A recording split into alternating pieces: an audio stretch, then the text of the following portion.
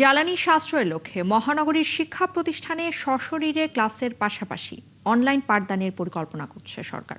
তবে কোভিডকালীন অভিজ্ঞতা সামনে রেখে এর কার্যকারিতা নিয়ে প্রশ্ন তুলছেন অভিভাবক আর শিক্ষকরা। আর শিক্ষার্থীদের কথা ভেবে এই সিদ্ধান্তকে পুনর্বিবেচনার আহ্বান জানিয়েছেন শিক্ষাবিদরা। জুলিয়া তানহার প্রতিবেদন।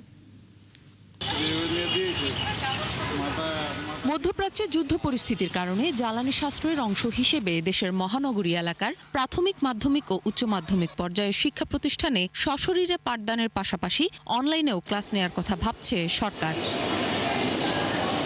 তবে কোভিড-19 মহামারীর অভিজ্ঞতা সামনে রেখে এর কার্যকারিতা নিয়ে প্রশ্ন উঠেছে।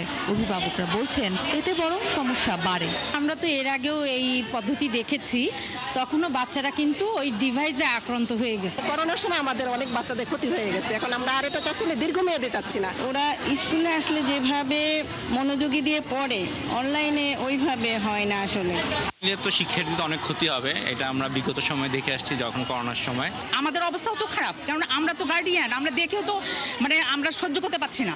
আমরা কোনোভাবে চাচ্ছি না যে অনলাইন হোক। অন্যদিকে শিক্ষকরা বলছেন অনলাইন ক্লাস তুলনামূলক কম কার্যকর হলেও জাতীয় স্বার্থে এই সিদ্ধান্তকে স্বাগত জানাবেন তারা। অফলাইন ক্লাস যদি আমরা আরো বেশি করতে পারি, যদি সুযোগ থাকে, সক্ষমতা থাকে, তাহলে সেটা শিক্ষার জন্য অবশ্যই ভালো হবে।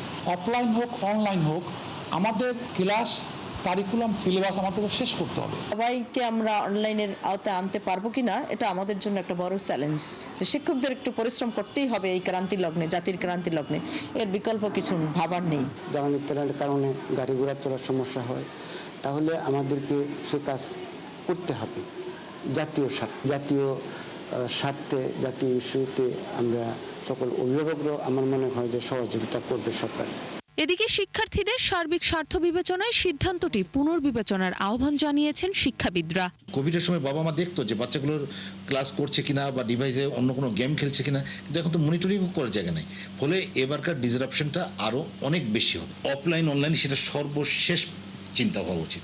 এর আগে আপনি ইলেকট্রিসিটি কমানোর জন্য একটি ন্যাশনাল বিধিমালা দেওয়া যেতে পারে। মার্কেটগুলোকে সূর্য ডুবার সাথে সাথে বন্ধ করে দেওয়া যেতে পারে। যে আপাতত আমি অনুরোধ করব সরকারকে এটিকে পুনর্বিবেচনা করা এবং স্কুলগুলো আপাতত খোলা রাখা।